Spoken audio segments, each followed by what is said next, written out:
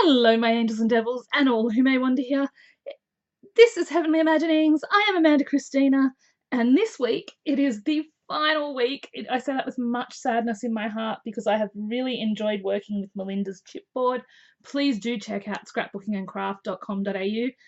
Awesome products, chipboard, stencils and stamps that she does herself and designs. They are amazing. Here's a couple of pieces of chipboard in front of me. I promised I would do a tutorial on how I get the faux pewter look, so I'm going to do this from scratch. I'm not sure how long it will take. Now we are starting with my favorite gesso, hands down. If you can get your hands on this stuff, it is amazing. It is Prima Art, Finnabar Art Basics Heavy Body Gesso. I have this in black and white. I freaking love this stuff. It goes, look at how beautifully it goes on like a dream, although this brush could be better. I didn't really go looking for the right sort of brush for this. But we're going to paint these two things. I don't really need the coffin right now. I do, however, need the bat for my... So I'm just doing the edges, but the edges that have that really nice burnt look. So you don't actually have to do the edges of Melinda's chipboard. I should have brought baby wipes out. The things you think of after you start filming, I swear. So we're just going to, as you can see, even as I'm painting it on, I just add a bit of texture with each layer. So you get that sort of textured look. Now, I'm just using the stuff in the lid first because I always do that. That is just a thing I've always done, is use what's stuck to the lid before you start using the actual gesso. Now, as you can see, just for one coat, you have a very inky blackness. I'm going to end up filming my videos all with black fingers. Oh, that's great. I may have to go and wash my hands after I do this video. That is so funny. I really didn't think about these things properly, honestly. Honestly, Amanda.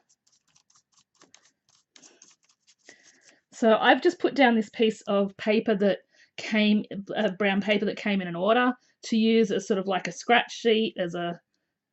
I didn't mean to almost paint the back completely black, but as we have, we may as well just... Not that you're going to see the back. Okay, so just making sure the edges are all done. It can be a little hard to see the edges because they are already brown. There you go. So that's my first layer. And what we're going to do is just go back through with a little bit of this and I just add a little texture as I'm doing each layer. So we're probably just going to want a couple of layers on this. And then I usually do a layer that is purely all about texture. So what we're going to do is, excuse the noise. We're just going to dry these off.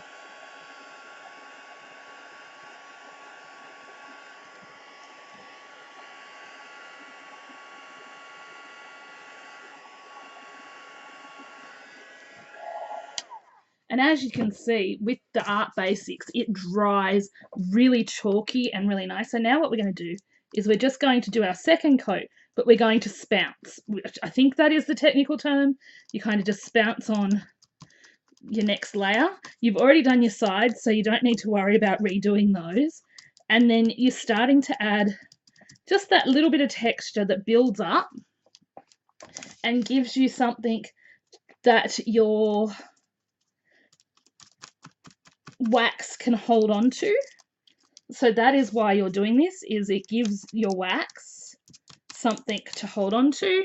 And then we're just going to dry it again.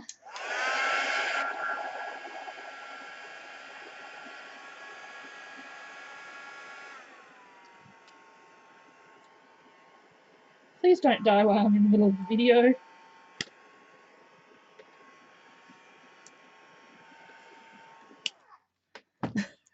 It would be just my luck that I was thinking, wow, this one's lasted a lot longer than I wanted, than I thought it would, and I have that new one that I hauled months ago that I have not touched.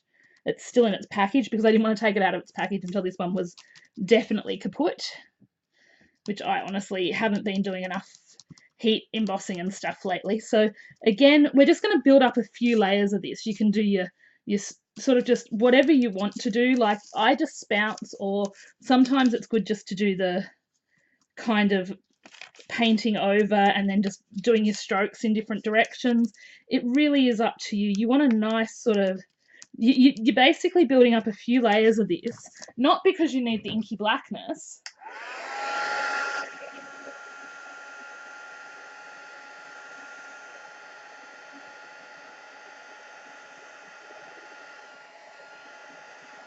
but because you want places for that wax to stick, and you want other places where the wax isn't going to stick, where it's going to give you a like a sort of, what would you call it? Yeah, you sort of want the hill and valley sort of effect. You want things up, raised up, and things not so high, so that you can 100% have something for that wax to stick to give you that really pewter-like effect. Now, as I said, I actually need this bat. It is part of the project I've been working on, and 3 of you, I think it was, guessed correctly. So 3 of you go in the draw to win a little bit of leftover chipboard from Melinda and a couple of little things from my Halloween stash that I've been working on. So my Halloween crafty goodies.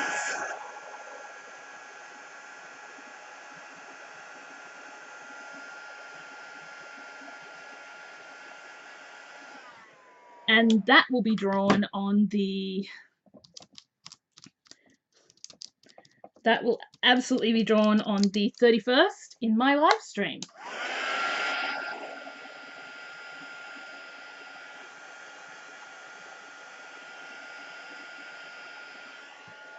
Just making sure it's all very well dried. Yep. Now what I'm going to do is I'm going to grab a little spoon. But I've got these really cute spoons I got at Jolly Ollie's in the party section. If you're looking for them, sister, they are in the big Jolly Ollie's, not the original. Okay, so I'm just going to pull a little bit of this out. You don't need a lot. Then we're just going to take a little on my finger, and you're just going to rub it over. As you can see, there was a little bit that wasn't quite dry, so we're just going to make sure we dry that little bit. You really do not need a lot of this. Don't put your, this is the Inca Gold, so please do not put your fingers in it. If you put your fingers in it, you're going to get your Inca Golds moldy, and nobody wants that, and because then you end up wasting product. So there you go. That's how the bat turned out. As you can see, super easy. It just takes a little bit of patience and a little bit of time. You're just going to build things up, and then you just, I have a little bit more silver on my finger here, so that's giving you that really. Now, if you wanted to add other colors in, you could, but it just gives you that kind of it gives you a faux pewter effect, and I really love that. So that is that easy. Like literally, that's all you have to do is paint it. Make sure you build up a little texture with your paint, and voila.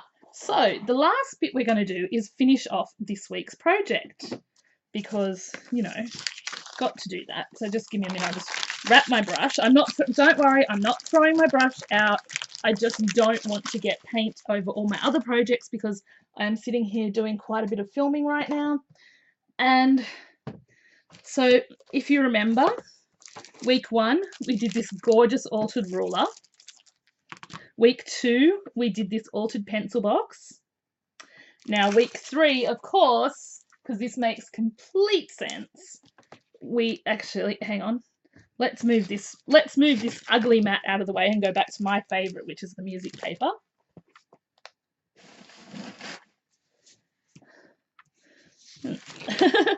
I had moved it so we didn't have to see the alcoholic splatters from when I did the faux blood. There we go. And then the final week is this little, now, notepad from Spotlight. These were like 35 cents, so I've just done this Collected & Co pad with a little cover, and I have used the bat as my corner pieces. So that's all we're going to do, is we're just going to finish this off. We're going to stick our bat down and then we're done. This is, yeah, 10 minutes. Okay. That's less time than I thought I was going to take, so I'm happy with that.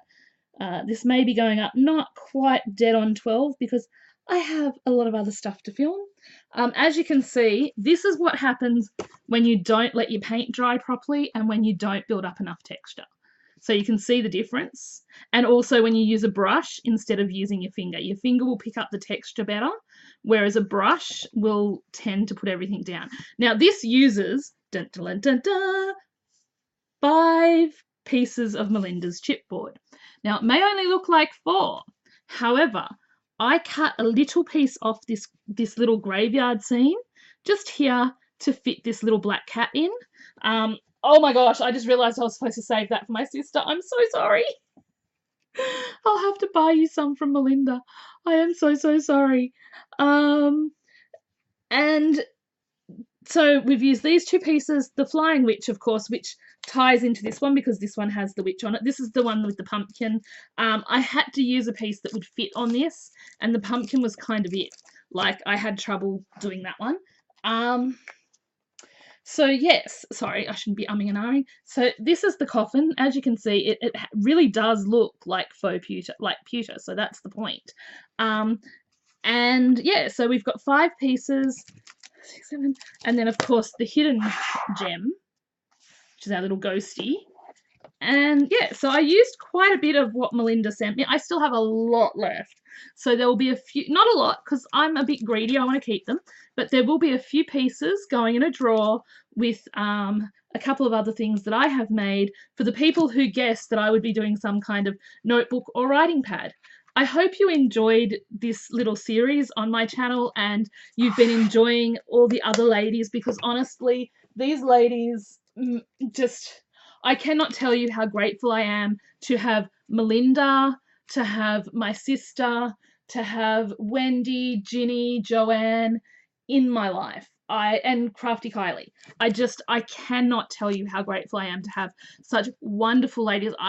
Honestly, no drama, no issues, just amazing friendship, supportive, loving friendship, no competition with each other, no who's got more subs, none of that stuff. And I really appreciate that, but also I appreciate being asked to be a part of such a wonderful collab, of getting to stretch my spooky imagination to create some really fun stuff that I probably wouldn't have got to create otherwise. I had so much fun doing this. I had so much fun. Melinda's chipboard, as you can see just from my demo then, it paints like a dream. Like, you could really get away with 1 or 2 coats quite easily. I was just building up some texture.